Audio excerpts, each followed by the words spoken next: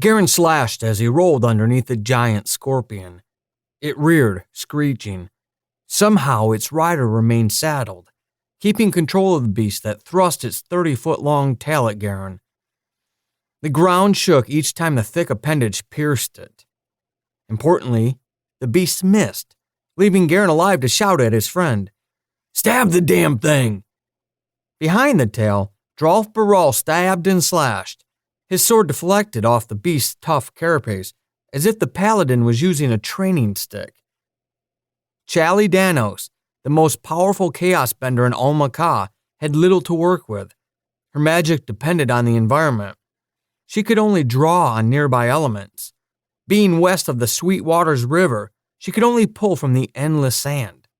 With Gaeron and Drolf near the beast, she couldn't devour the scorpion in a sandstorm or even a vortex, which forced her to target in her spells more accurately.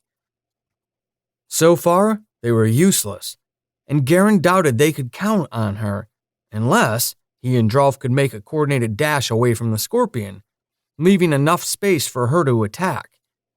The way the fight was going, that wasn't likely.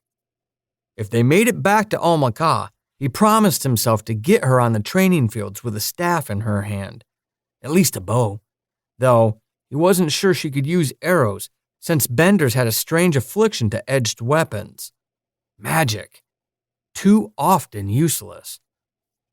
The massive tail, broader than any boar back in Almaca, thrust and he rolled. The attack was the closest yet. The scorpion rider was a ranger. Whenever the scorpion allowed him the stability to load and fire his bow, he did, targeting Drolf more often than the chaos bender.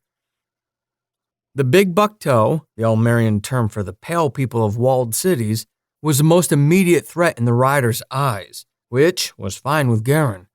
They needed Chali to attack, and soon. As long as she wasn't the one being attacked, she could concoct something to bring a victory. They harassed the beast so constantly and chaotically that it thrashed and spun, denying the rider more than a couple of shots, none of them clear. "If you run, I have a spell that will end this," Chali shouted over the screeching. "I don't run," Gaeron barked. "Then you keep fighting," Chali said. Gaeron growled. Not that long ago, he'd fought another scorpion rider. A large squad of riders had attacked an Almerian squad, twice her size, but exhausted from a long and treacherous journey from the city of Hastel across the desert. Half the Almerians died that day. No one came out unscathed, but Gaeron's brother, Nevil. While the few survivors came away with injuries, in body and mind, he came out with his second mark, the Almerian symbol of freedom and status. The Paramount had carved it into his forehead the night of their return. Nevil celebrated as if the journey had been the greatest success in Almerian history, even while the village mourned their dead. Gaeron didn't plan for any of them to suffer at the hands of this rider, though. This journey was supposed to be a simple mission into the Dark Sands, meant to get him away from his older brother, at least until the leader of Almaca could figure out what to do with the pair. Maybe it was naive of them, but they hadn't planned on sneak attacks from scorpion riders. Gaeron shouted to draw the rider's attention, lunging toward the scorpion. His sword shuddered against the beast, skipping off as if he'd struck rock. His hands tingled with vibrations. "You tough bastard," he said, shaking off the sensation. "Move now," the Chaos Bender shouted. Both men complied.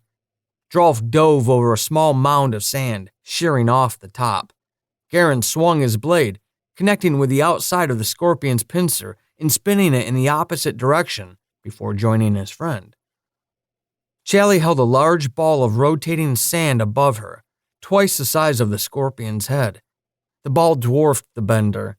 As soon as Gaeron and Drolf were clear, she blasted it at the creature and rider.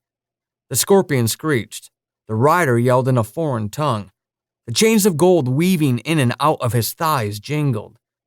The human covered his eyes with his forearm, holding on to the reins with a single hand. The beast was too dumb and spun aimlessly.